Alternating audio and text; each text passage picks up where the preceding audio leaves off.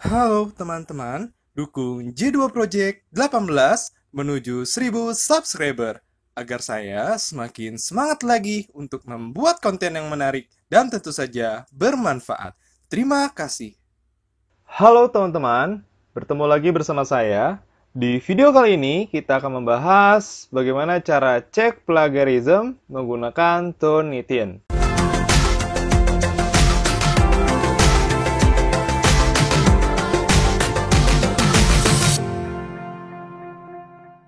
Sebelum kita lanjut ke videonya, yuk sama-sama kita bangun channel ini dengan cara subscribe, komen, like, dan share jika menurut teman-teman video ini bermanfaat. Dan jangan lupa untuk menekan lonceng notifikasi agar teman-teman selalu update info-info menarik seputar channel ini. Terima kasih. Oke, sesuai dengan requestan teman-teman, saya akan membuat video ini, yaitu cara cek plagiarism di Turnitin. Jadi buat teman-teman yang kemarin sudah request, saya ucapkan terima kasih dan jangan lupa ya untuk subscribe dan juga like channel saya biar saya lebih semangat lagi untuk membuat konten-konten menarik dan tentu saja bermanfaat lainnya. Oke, yang belum tonton video sebelumnya itu tentang mengenal kutipan langsung, kutipan tidak langsung, dan cara terhindar dari plagiarism. Itu sangat saya rekomendasikan untuk teman-teman yang sekarang sedang menyusun tugas akhir, skripsi, atau artikel ilmiah lainnya. Jadi silakan tonton, videonya ada di atas. Oke, langsung aja kita akan masuk ke videonya, yaitu kita akan mengecek menggunakan Turnitin. Jadi apa sih Turnitin? Ya kurang lebih Turnitin itu adalah sebuah software yang digunakan untuk mengecek plagiasi atau plagiat sebuah karya ilmiah, seperti itu teman-teman. Jadi hampir di seluruh perguruan tinggi dan beberapa jurnal, hampir kebanyakan jurnal yang ada itu menggunakan Turnitin sebagai standar dalam menentukan atau mengecek si plagiarism. Jadi Turnitin ini sangat terkenal banget ya di kalangan peneliti untuk mengecek plagiarism. Dan tentu saja untuk menggunakan Turnitin ini tidak gratis teman-teman. Jadi kita menggunakan itu berbayar. Nah, untuk di video kali ini kebetulan saya mendapat pinjaman karena saya sendiri pun memang belum memiliki akun Turnitin. Jadi akun Turnitin itu ada dua ya, ada yang sebagai instructor dan ada juga sebagai student. Jadi saya mendapatkan pinjaman akun student gitu ya dari salah satu rekan dosen yang ada di kampus saya. Jadi kita akan menggunakan akunnya dan saya juga sudah minta izin untuk membuat video tutorial ini agar bisa membantu teman-teman, agar teman-teman tahu bagaimana sih cara mengecek plagiarism di Turnitin. Oke, kita langsung aja ya. Kalian bisa login menggunakan akun kalian kalau kalian sudah punya. Kalau yang belum punya, coba kalian bisa konsultasikan dengan dosen pembimbing kalian masing-masing, atau juga kalian mungkin ingin atau tertarik dengan penelitian dan ingin membuat artikel-artikel ilmiah, ya kalian bisa membeli akun Turnitin ini. Kalian bisa cari aja di online atau kalian bisa coba tanya ke dosen-dosen kalian, siapa tahu ada yang punya channel orang yang menjual akun Turnitin. Jadi kita masuknya melalui web turnitin.com, nanti saya akan sertakan di kolom deskripsi. Selanjutnya kita akan login. Di sebelah kanan ini ada menu login, kita klik saja menu loginnya, kita masukkan alamat email yang kita miliki, lalu kita masukkan passwordnya, lalu kita pilih login. Nah, nanti di tampilan home ini kita pilihnya yang kelasnya sesuai dengan yang kita masukin ya. Lalu di bagian home di originality ini adalah tempat buat kita mensubmit artikel ilmiah kita atau karya ilmiah kita. Nah, di sini saya kebetulan sudah mencoba mensubmit proposal saya.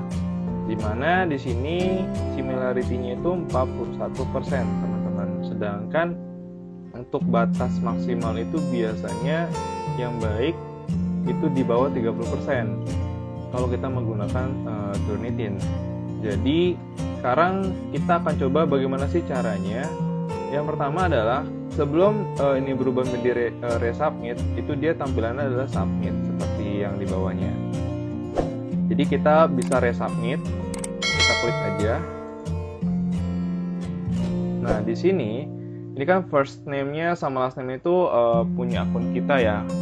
Karena di sini saya punya rekan saya, jadi di sini saya akan sensor namanya. Yang paling penting adalah kita masukkan submission title-nya.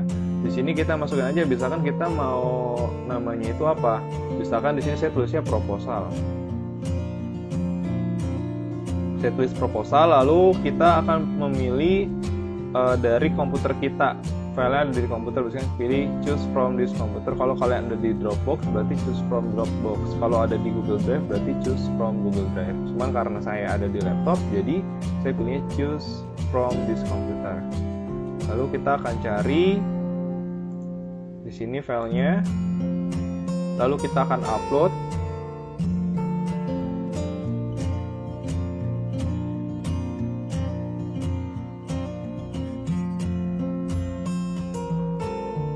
Nah, mungkin akan membutuhkan waktu beberapa menit ya. Nah, di sini di submit confirmation-nya dia akan menunjukkan ada filenya sesuai tidak dengan yang kita ingin cek, lalu ada page count-nya, ada word count, ada character count. Lalu karena sudah sesuai, kita langsung confirm saja. Ini juga kita akan menunggu, lalu kita akan return to assignment list. Nah, saja kita akan diarahkan ke halaman tadi, originality lagi, dan dia akan proses. Nah, prosesnya ini biasanya bisa memakan waktu 15-20 menit tergantung dengan jumlah karakter, jumlah kata, jumlah halaman yang ada di file kita. Tapi kalau bisa sedikit dia bakal lebih cepat. Nah, sekarang kita coba refresh aja sampai di similarity-nya ini dia muncul. Nah, di sini sudah muncul ya 41%. Berarti ini di atas maksimalnya gitu kan. Biasanya kan maksimalnya itu di 30%. Kalau untuk Turnitin berarti harusnya di bawah 30%. Nah, kita pilih view. Nah, di view ini dia akan menampilkan hasil dari pengecekan menggunakan si Turnitin. Nah, ini ada yang di blok-blok ya. Cara untuk memunculkannya kita bisa di sebelah kanan. Di sini ada match overview. Lalu kita di sini bisa mengecek dari 41% itu yang paling banyak itu saya plagiatnya itu di mana sih? Ternyata di internet source, ada di student paper dan lain sebagainya. Ini paling banyak saya di internet source di jurnal.nusamandri.ac.id. Sekarang kita coba lihat ya, ini tandanya angka 1 ya. Ini kalau 14 ini, jadi di Turnitin itu dia ada sesuai dengan angka-angkanya nih yang ada di match overview-nya. Jadi 14 itu berarti dari submit to universitas bla bla bla bla. Lalu kita coba cari nih yang nomor 1 nih paling banyak di mana. Nah, ternyata paling banyak itu sebanyak 25% itu saya di tinjauan pustaka, di mana di sini teori-teori ya. Di sini ada teori association rules atau aturan asosiasi. Sebenarnya ini sih saya ngambil dari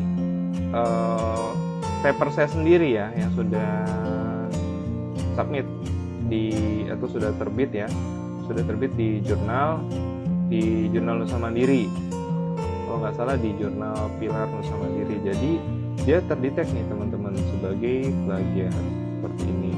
Nah, ini ya Putra et al. Ini jurnalnya saya sendiri. Jadi seperti yang sudah teman-teman pelajari, yang sudah teman-teman tonton di video sebelumnya, yaitu tentang mengenal kutipan langsung tidak langsung dan cara terhindar dari plagiarisme, yang harus teman-teman lakukan adalah melakukan parafrase. dari kata-kata yang teman-teman kutip dari karya orang lain. Jadi seperti itu teman-teman. Nah, sekarang kita sudah mengetahui nih hasilnya itu 41%. Kita bisa download. Di sini ada menu download, lalu kita pilihnya current view. Kita pilih current view. Lalu dia akan mendownload. Nah, saya sudah menyiapkan untuk file downloadannya seperti ini teman-teman. Jadi dia tuh akan mendownload itu formatnya PDF. Dia akan melampirkan hasilnya seperti ini. Lalu di bawahnya itu dia akan menampilkan hasil reportnya dari si Turnitin. Ini similarity-nya 41%, berarti tinggi sekali, dan berarti kita harus merubah atau kita harus memparafrase kata-kata yang kita ambil dari atau kita melakukan kutipan tidak langsung ya dari karya orang lain, entah itu dari buku atau dari artikel ilmiah atau dari website seperti itu teman-teman. Jadi kita nggak bisa langsung copy paste aja, karena kalau bisa kita langsung copy paste aja pasti bakal kedetek plagiarisme seperti itu teman-teman. Nah, kita sudah dapat hasilnya. Sekarang kita coba buka filenya. Ini kebetulan ini file saya. Sekarang kita bagi dua biar teman-teman bisa melihat juga. Saya di sini akan coba untuk melakukan parafrase lagi. Nanti kita akan coba untuk uji kembali plagiarismenya, apakah dia akan turun atau tidak. Contoh ya, di sini saya di algoritma a priori, di mana algoritma a priori itu berpengaruh bla bla bla bla bla. Nah, di sini saya akan coba memparafrase.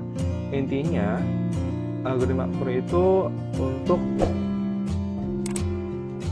menentukan aturan atau berpengaruh terhadap aturan asosiasi. Ya udah, saya rubah aja.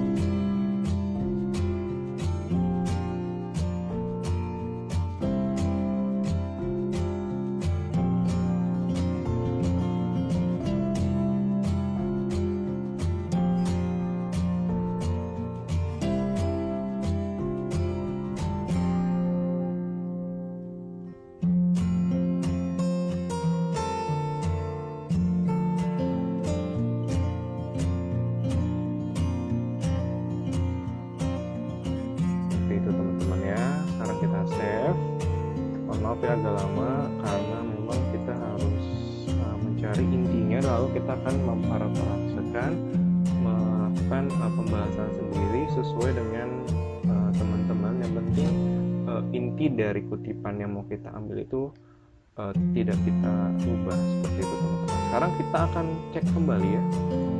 Ini saya sudah save ya. Oke teman-teman,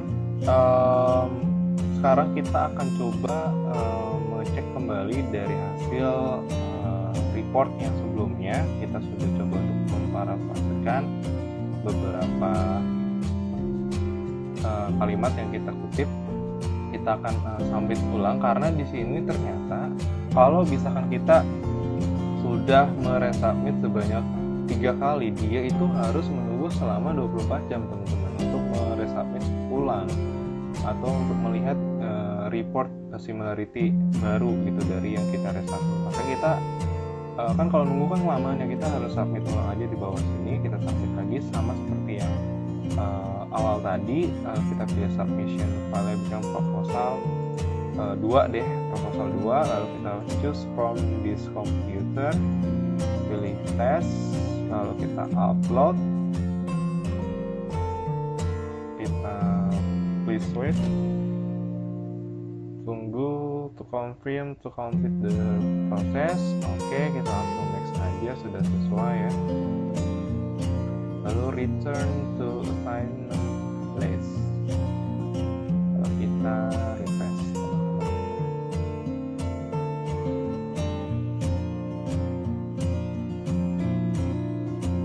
Nah, teman-teman, kita bisa lihat hasilnya di sini dia langsung turun ya, menjadi 37%. Sekarang kita coba view kembali.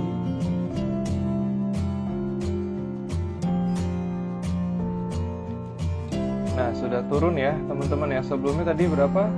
41% ya, benar ya. Sekarang kita coba cek tempat yang tadi kita ketik plagiat. Nah, di sini sudah cukup aman nih teman-teman.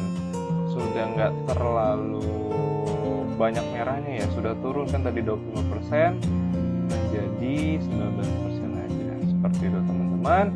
Jadi begitulah cara melakukan cek plagiarism dan cara juga memparafrasekan lagi biar kita bisa menurunkan persentase plagiatnya. Ini masih 37%, kita harus turunkan kembali ya sampai di bawah 30% ya, kalau bisa 20% ke bawah gitu kan. Dan kalau 0% gimana ya? Sebenarnya sih kalau 0% apalagi teori-teori itu hampir mungkin agak mustahil. Kenapa? Karena terkadang kan kita ada mengutip teori-teori itu seperti rumus-rumus gitu kan, atau kalau misalkan yang hukum pasal-pasal kan nggak mungkin dirubah dong, rumus nggak mungkin dirubah juga kan, itu udah pasti. Jadi pasti bakal ada kedetek plagiatnya, makanya ada batas maksimal seperti itu teman-teman. Kurang lebih mohon maaf, dan jangan lupa untuk dukung saya dengan cara subscribe, komen, like, serta share video ini jika menurut teman-teman bermanfaat, dan jangan lupa untuk menekan lonceng notifikasi agar teman-teman selalu update info-info menarik seputar channel ini. Sampai bertemu di video-video berikutnya. See you.